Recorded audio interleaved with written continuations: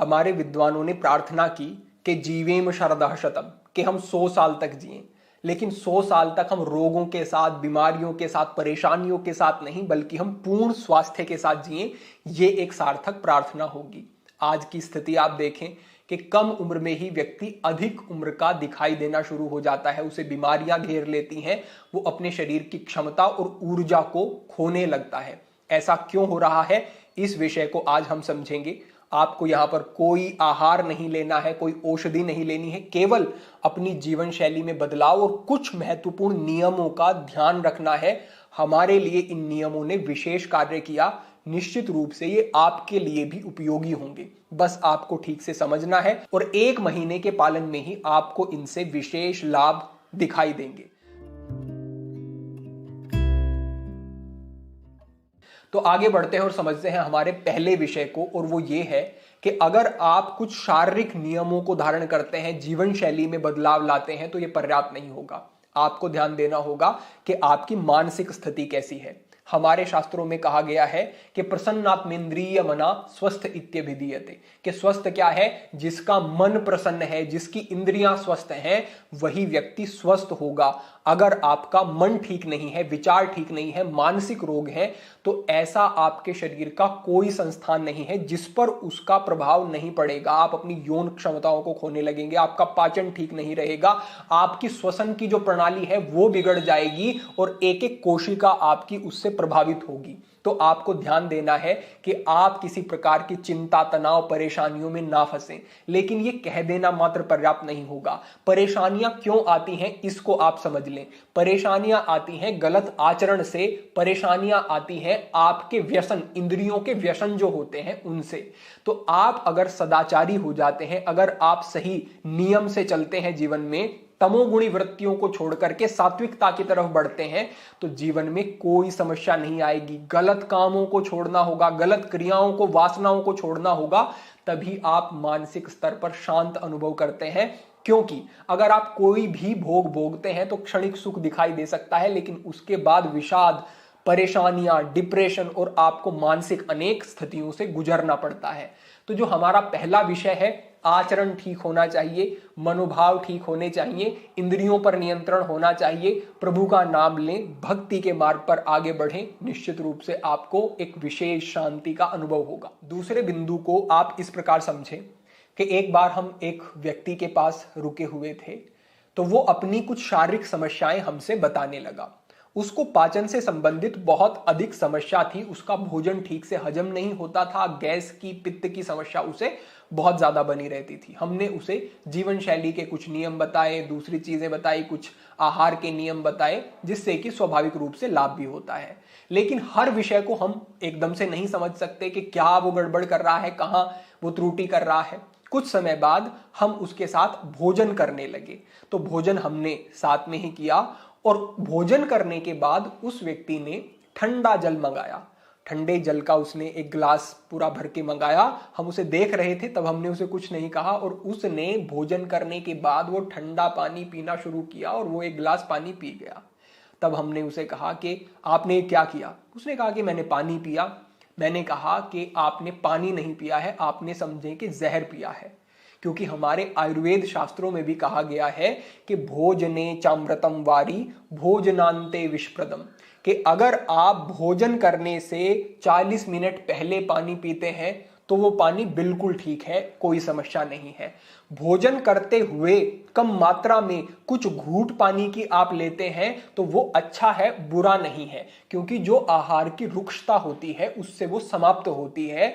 बीच में भोजन के कुछ घूंट पानी पिया जा सकता है, इसमें कोई बाधा नहीं। लेकिन भोजनांते विषप्रदम, अगर भोजन करने के बाद आप पानी पीते हैं तो ये विष के समान कार्य करेगा। क्योंकि आप समझे कि आपकी जो अग्नि है, शरीर में काम करती है, उसके ऊपर आपने पानी डाल दिया। आप बाहर भी देखें, अग्नि काम कर रही है, आप चूल्हा जला रहे हैं, भोजन पका रहे हैं, एकदम से जल डाल देंगे तो अग्नि बुझ जाएगी। इसी प्रकार से जठर अग्नि आपके शरीर में जो काम करती है, पहले तो पानी और ऊपर से ठंडा पानी अगर भोजन के बाद पी रहे हैं तो कितना गलत आप अपने शरीर के साथ कर रहे हैं। उस व्यक्ति को वो बात समझ में आई, उसने उस चीज को थोड़े दिन तक निभाया और कुछ ही समय में जो उसे समस्याएं आ रही थी उसमें उसे विशेष लाभ प्राप्त हुए। ये हमारा दूसरा नियम है। यहां पर दो चीजें हमेशा ध्यान रखें कि भोजन के बाद पानी नहीं पीना है। ठंडा पानी यूं तो पूरे दिन ही प्रयोग नहीं करना है, लेकिन भोजन के बाद ठंडा पानी विष है, ये समझ लें आप। अब कितनी देर बाद भोजन के पानी पिया जा सकता है? तो लगभग 1 घंटे के बाद आप पानी पी सकते हैं। तो ये हमारा दूसरा बिंदु हुआ, अति महत्वपूर्ण समझें। तीसरे स्थान पर हमारे शास्त्रों में कहा गया है कि अल्प भुक्त्वा बहु भुक्त्वा, कि जो व्यक्ति कम मात्रा में भोजन करेगा वो अधिक समय तक भोजन कर सकेगा। अधिक समय तक भोजन कर सकेगा इसका क्या अर्थ है? यानी कि उसकी आयु अधिक होगी। अगर वो ज्यादा पेट भर के खाता है तो भले ही वो अच्छा भोजन खा रहा है, सात्विक भोजन खा रहा है, लेकिन सात्विक भोजन के भी शरीर पर प्रभाव क्या होंगे? तामसिक प्रभाव होंगे। क्योंकि बात यह है कि अंततोगत्वा जो पेट में भोजन जा रहा है उसकी स्थिति क्या बन रही है। अब आपकी क्षमता है, आपकी इच्छा है 2 रोटी खाने की, आपने खाई 4 रोटी, तो शरीर में जाकर के वो बहुत ज्यादा भारी हो जाती हैं। फिर वहां पर उतने पाचक रस नहीं निकलते हैं जितना उस भोजन को पचाने के लिए चाहिए। फिर वो भोजन अधिक समय तक पेट में रुकता है, और जितने समय तक वो अधिक पेट में रुकेगा उतना वो वहां पर विषाक्तता पैदा करनी शुरू कर देता है। थोड़ी मात्रा में भी अगर विष बन जाता है तो आप उसे ऐसे समझें जैसे कि आप दूध से दही बनाते हैं, तो आप दूध में 2-3 बूंद डाल देते हैं जो मट्ठा होता है उसकी, और पूरा दूध दही के रूप में आपको प्राप्त होता है, क्योंकि वो जो बैक्टीरिया थे वो पूरे में फैल जाते हैं। इसी प्रकार से अगर थोड़ी विषाक्तता भी पाचन तंत्र में कहीं बनती है तो फिर वो अधिक अधिक अधिक बनती चली जाती है। तो इसका साफ रहना जरूरी है। इसके स्थान पर आप अगर कम मात्रा में भोजन करते हैं तो आप समझें कि कभी आपने अपथ्य यानी कि जो आपके लिए ठीक नहीं है ऐसा भोजन भी कर लिया, आप आजमा करके देख लें, आपको वो हानि नहीं करेगा। कुछ प्रभाव तो होगा लेकिन विशेष हानि नहीं, क्योंकि मात्रा ठीक थी, आपका शरीर उसे पचा लेगा।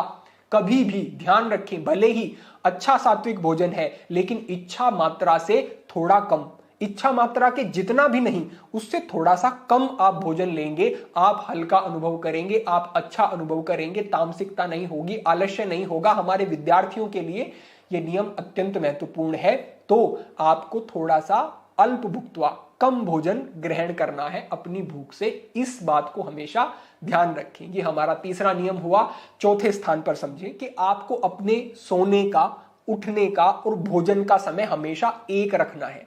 इस पर अक्सर व्यक्ति ध्यान नहीं देता। कभी वो 10 बजे सो रहा है, कभी वो 11 बजे, कभी 12 बजे, और कभी उठने में वो 6 बजे उठता है, कभी 7 बजे, कभी 8 बजे। एक समय नहीं है, ये बहुत ज्यादा गलत हो जाता है। यूं तो आपको सही समय पर रात्रि में 9 से 10 बजे के बीच सो जाना है और सुबह आपको ब्रह्म मुहूर्त में लगभग 4 बजे उठना है, लेकिन 4 नहीं उठ पाते हैं, 5 उठें। 5 भी नहीं उठ पा रहे हैं तो कुछ समय तक 6 बजे उठें, धीरे धीरे कम करें, लेकिन एक समय पर ला करके अपनी स्थिति को रखें। आपको पक्का नियम बना लेना है कि मैं 4 बजे उठता हूं तो उठता हूं, 4:30 5 बजे उठता हूं तो उठता हूं। आपके शरीर को उस प्रकार से फिर ढलने में सुविधा होगी।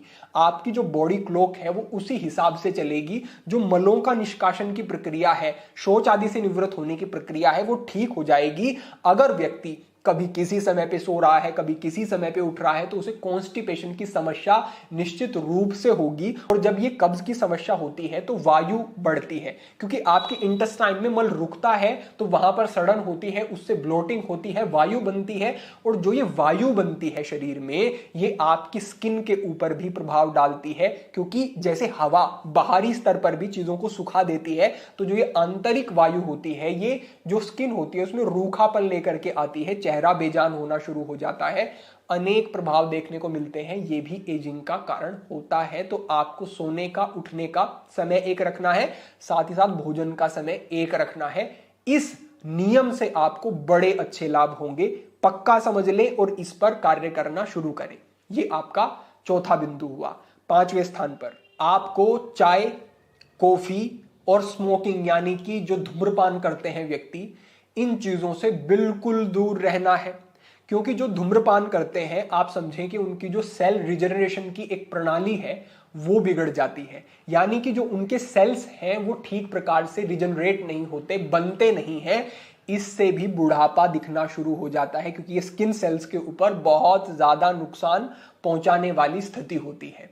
तो जो भी व्यक्ति स्मोक करते हैं, जो भी निकोटीन का जो ये आपके शरीर पर प्रभाव होता है, ये पूरे शरीर पर, हर प्रणाली पर इसका प्रभाव पड़ता है और आपके चेहरे पर आपकी जो आयु की स्थिति है वो तो इससे बिगड़ती ही है, जल्दी वृद्ध होता है व्यक्ति। तो आपको बिल्कुल धूम्रपान नहीं करना है, ध्यान रखना है। साथ ही साथ चाय कॉफी, और वो भी कैसा अनर्थ करते हैं शरीर के साथ कि आप अभी उठे हैं, बिल्कुल आपने कुछ ग्रहण नहीं किया, कई लोग पानी भी नहीं पीते और ऊपर से चाय कॉफी शुरू कर देते हैं। आपको पता होना चाहिए कि ये बहुत एसिडिक होती है, ये पित्त को बढ़ाने वाली होती है और इसका प्रभाव ऐसा है कि शरीर में जाकर के आपके जो पेट की ऊपर की लाइनिंग होती है उसको खराब करती है, दीवारों पर नुकसान पहुंचाती है, अल्सर जैसी स्थितियां बनती हैं। जो बहुत चाय का प्रयोग करेगा, कॉफी का प्रयोग करेगा, तो आपको इन चीजों को छोड़ना है। अगर आपको लेना ही है तो आप आयुर्वेदिक पेय जो आती है, आयुर्वेदिक चाय कहते हैं, लेकिन उसमें चाय जैसा कुछ भी नहीं होता, वो आयुर्वेदिक जड़ी बूटियों का ही एक योग होता है, आप उसको ले सकते हैं। वो स्वास्थ्य के लिए अच्छा ही है, कोई समस्या नहीं है। लेकिन आपको चाय, कॉफी और धूम्रपान जैसी स्थितियां, ये सब छोड़ देना है आपको। इससे आगे बढ़ते हुए छठे स्थान पर आप समझें कि आपको ब्रह्मचर्य का पालन करना है। हम इस पर विस्तृत बात कर चुके हैं, कैसे ब्रह्मचर्य का पालन करें, संकल्प दृढ़ नहीं होते हैं, कैसे नियम होने चाहिए। अभी हमने जो पीछे का वीडियो साझा किया आपसे, हमने उस पर पूर्ण बात की और वो नियम साझा किए जो अपनाते हैं तो आपके लिए ब्रह्मचर्य कोई दुर्लभ नहीं होगा, आपके लिए सहज हो जाएगा। तो आप इन नियमों को समझें, पहले बताए गए मार्गदर्शन को आप देखें और ब्रह्मचर्य का पालन करें।